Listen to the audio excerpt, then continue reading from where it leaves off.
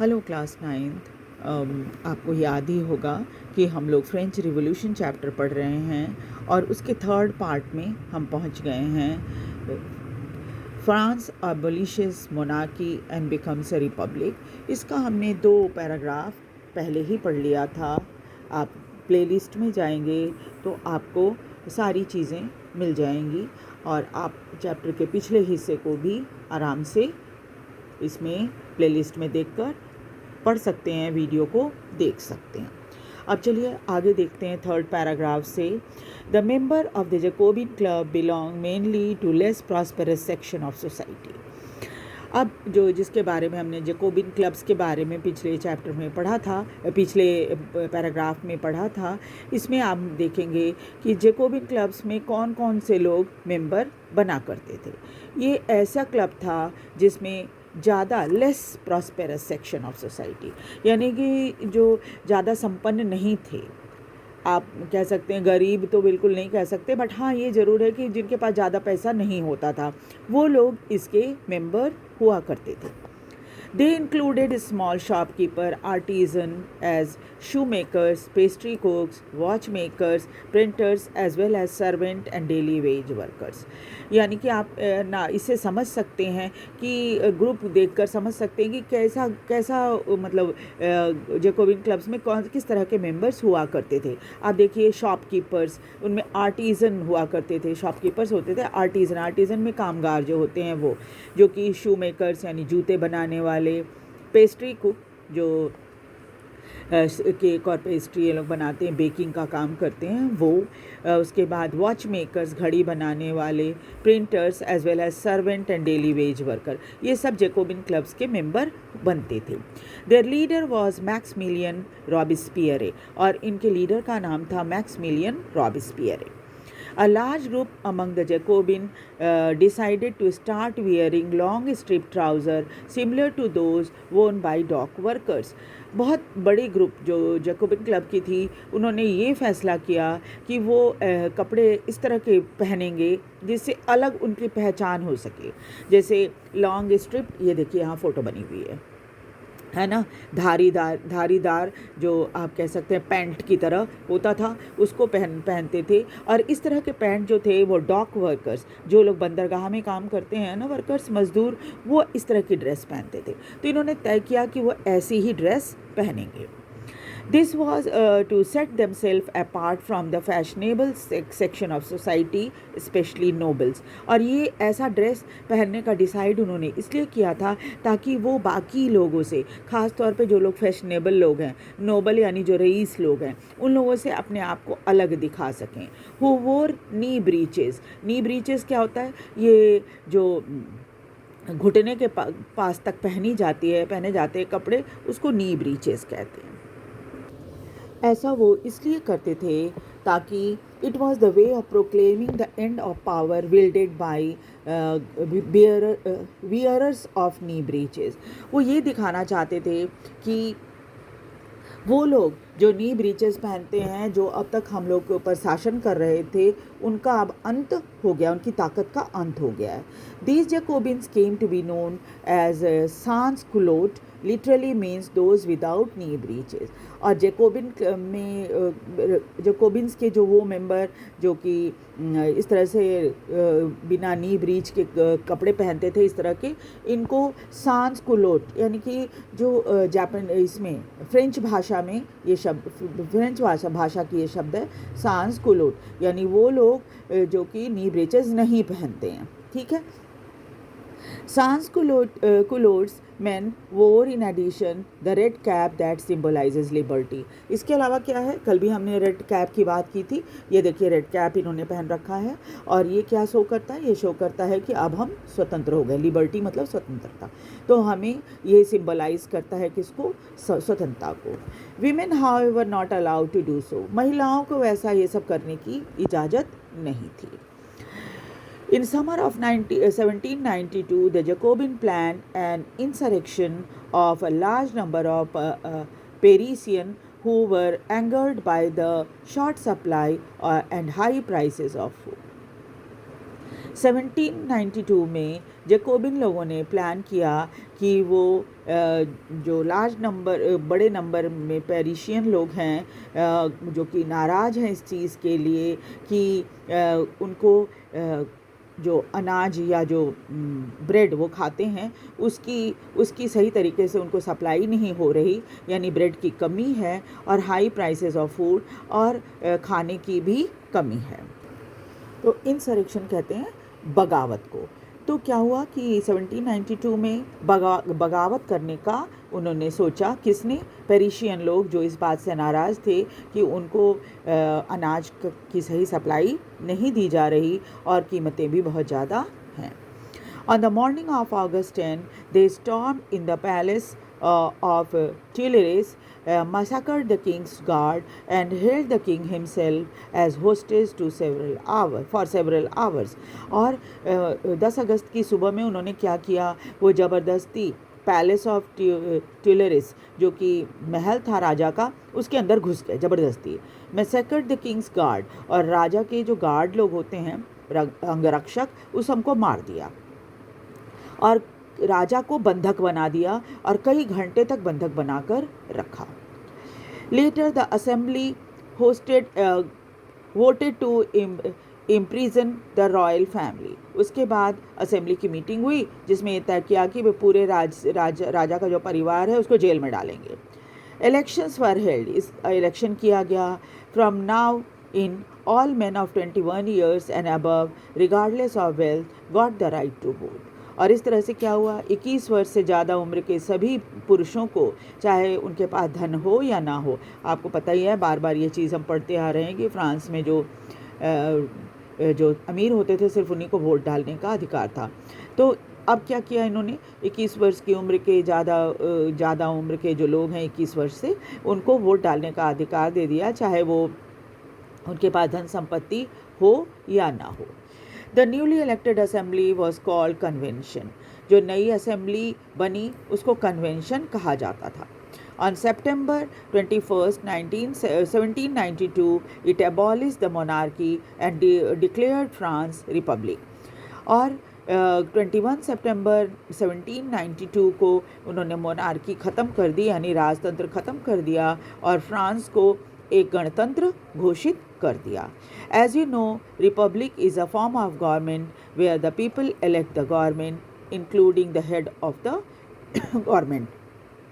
आपको पता ही है कि रिपब्लिक क्या होता है, कि जनता जो है वो चुनती है सरकार और वही वहाँ के शासक होते हैं, यानी कि सरकार जनता के द्वारा चुनी गई बनती है ना, गणतंत्र में।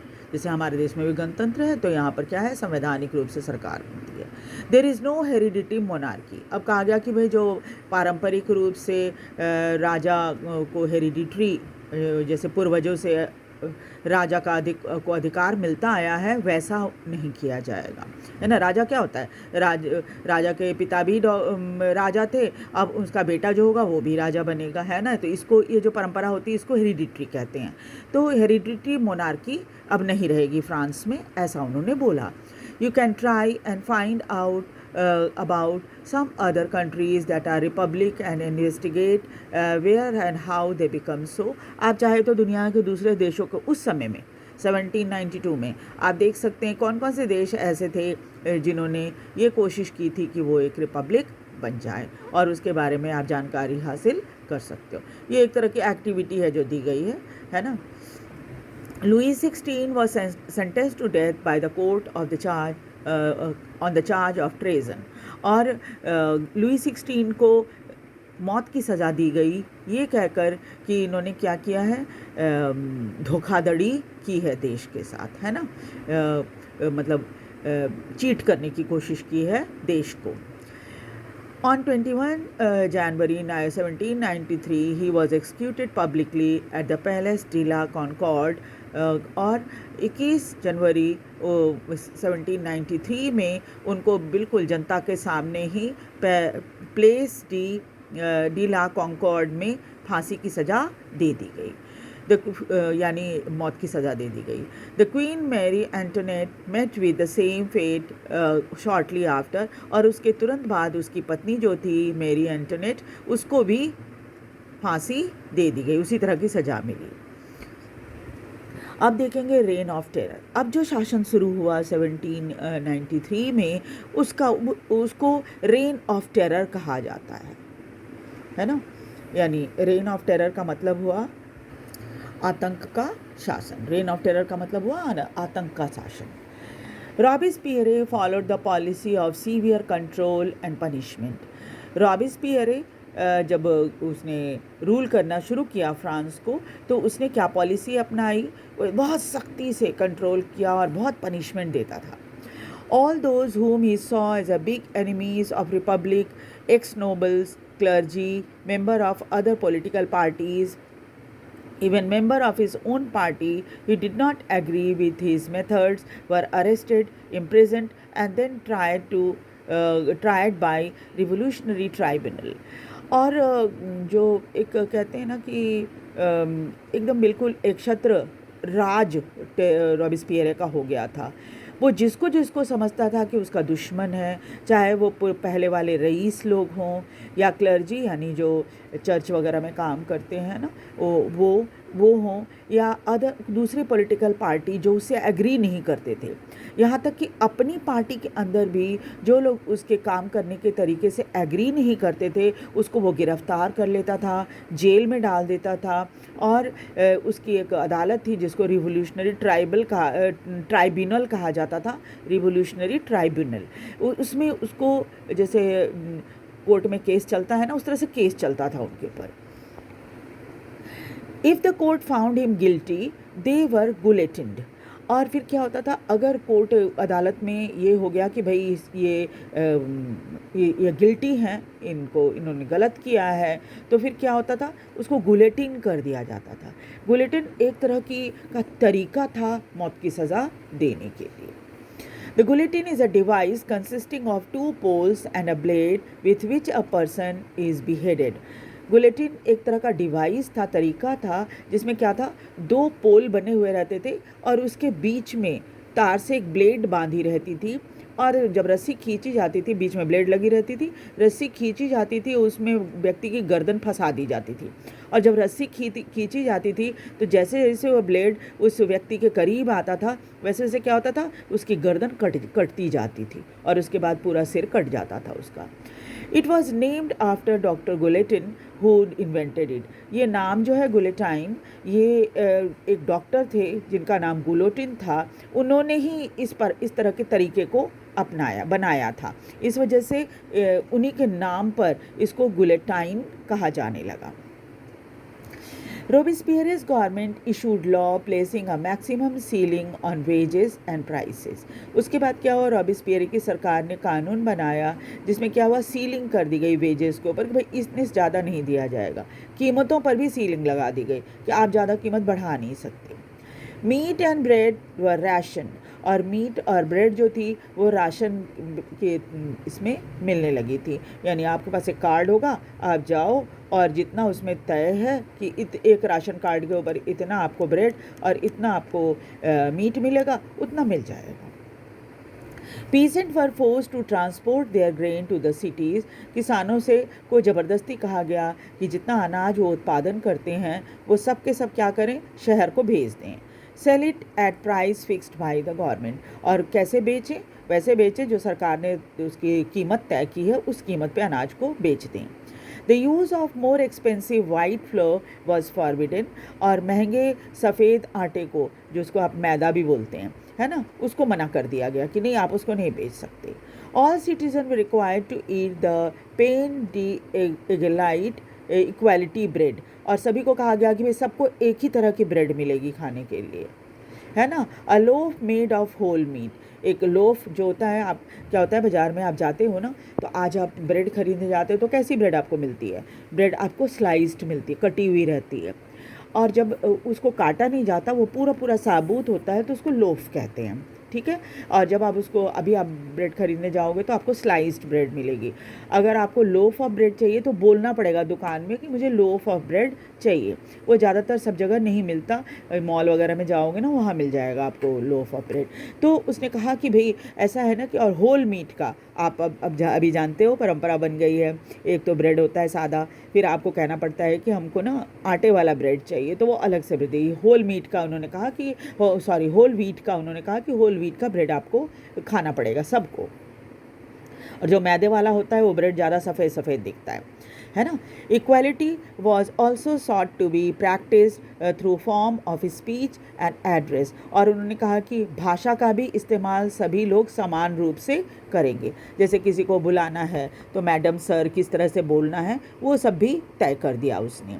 Instead of traditional monsieur sir and madam, पहले क्या था पारंपरिक तौर पे मॉन्सियर यानी सर जेंट्स लोगों को और मैडम यानी महिलाओं को कहा जाता था। All French and men and women were henceforth citoyen and citoyenne. और अब कहा गया कि भाई सभी फ्रेंच पुरुष और महिलाएं जो हैं वो सिटोइन और सिटोइन रहेंगे, सिटीज़न रहेंगे। Churches were shut down, church को बंद करवा दिया गया। And their building converted into barracks और ऑफिसेज, और चर्च की बिल्डिंग को जो है बैरक यानी जहाँ पर सैनिक रहते हैं वैसा बना दिया गया, बैरक बना दिया गया, नहीं तो फिर उसको ऑफिस बना दिया गया। Robespierre pursued his policies so relentlessly that even his supporters began to demand moderation. Robespierre ने इतनी सख्ती दिखाई पॉलिसी को लगवाने में, अपनी पॉलिसी को लागू करवाने में, कि अब इसके सपोर्टर्स भी इसको कहने लगे कि नहीं थोड़ा बदलाव तो होना चाहिए। Finally, he was convicted by the court on July 1794, arrested and on the next day sent to guillotine. और आखिरकार उसको भी अदालत से सज़ा मिली 1794 में। उसको जब उसकी जो गलती थी उसको कबूल ये हो गया, साबित हो गया, तो उसको अरेस्ट कर लिया गया और अगले ही दिन उसको भी गुलियोटाइन कर दिया गया। ठीक है, तो ये तो आज की इतना हमने पढ़ लिया चैप्टर। नेक्स्ट क्लास में हम डायरेक्टरी रूल्स फ्रांस इसको पढ़ेंगे। वीडियो को आप लाइक और सब्सक्राइब ज़रूर कर दीजिए, और साथ ही साथ कहीं भी आपको अगर कोई परेशानी है तो आप मुझे कमेंट में बता सकते हो। और एक बार फिर से रिक्वेस्ट है कि वीडियो को लाइक और सब्सक्राइब ज़रूर कर दीजिए। Thank you very much.